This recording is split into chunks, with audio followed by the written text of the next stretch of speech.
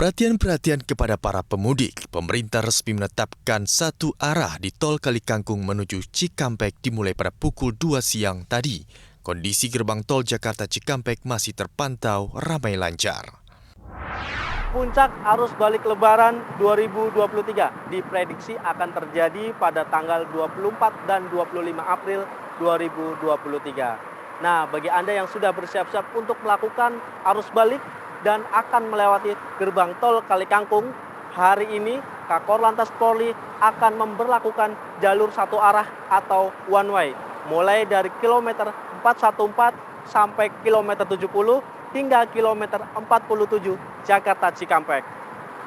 Sebagai tambahan informasi, PT Jasa Marga juga memberikan diskon tarif tol sebesar 20% untuk ruas jalan tol tertentu, diantaranya Jakarta Cikampek dan ruas gerbang tol Kalihurip, Cipularang, Jakarta, Bandung, dan sebaliknya.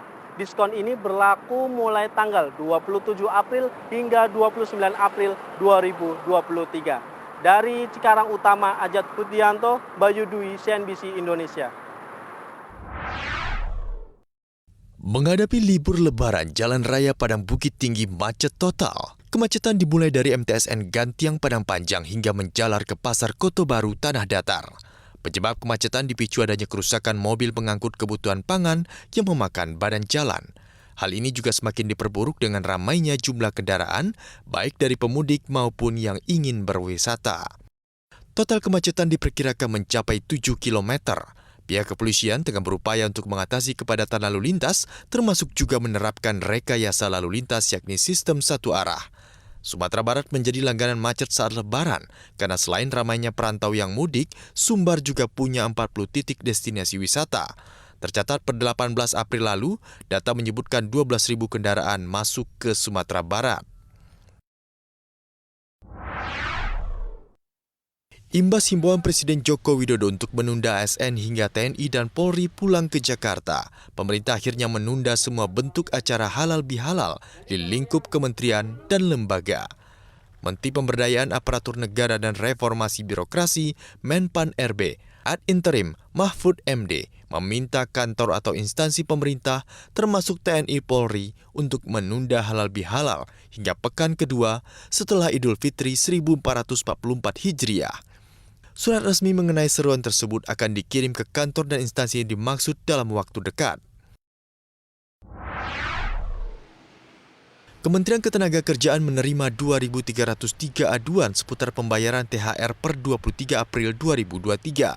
Sekretaris Jenderal Kementerian Ketenagakerjaan Anwar Sanusi mengatakan bahwa ada 2.303 aduan yang diterima tersebut datang dari karyawan di 1.537 perusahaan.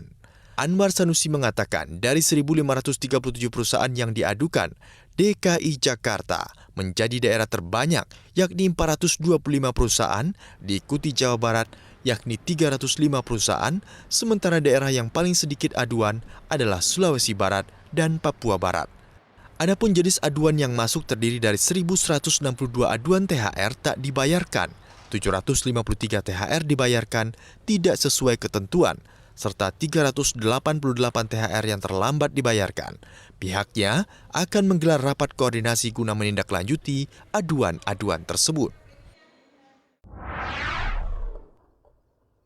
Kondisi di Sudan kian tak menentu. Imbas pertempuran tentara Sudan dan paramiliter Rapid Support Force, hal ini membuat pemerintah Indonesia bereaksi cepat untuk mengevakuasi 538 warga negara Indonesia dari Khartoum, Sudan.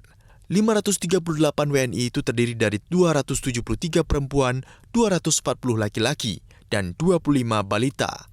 WNI yang dievakuasi sebagian besar merupakan mahasiswa dan pekerja migran Indonesia.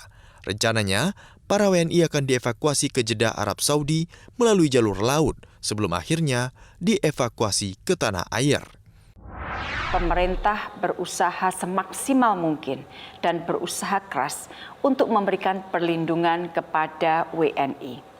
Dari hari pertama terjadinya konflik, koordinasi dengan 5 perwakilan kita di luar negeri kita terus perkuat, yaitu dengan KBRI Khartoum, Riyadh, Kairo, Addis Ababa, dan KJRI Jeddah. Koordinasi juga kita perluas dengan KL lain, terutama dengan TNI guna membahas evakuasi ke Indonesia. Pemerintah Indonesia saat ini juga terus berkomunikasi dengan otoritas di Sudan, Arab Saudi, hingga PBB untuk memastikan proses evakuasi WNI berjalan dengan baik.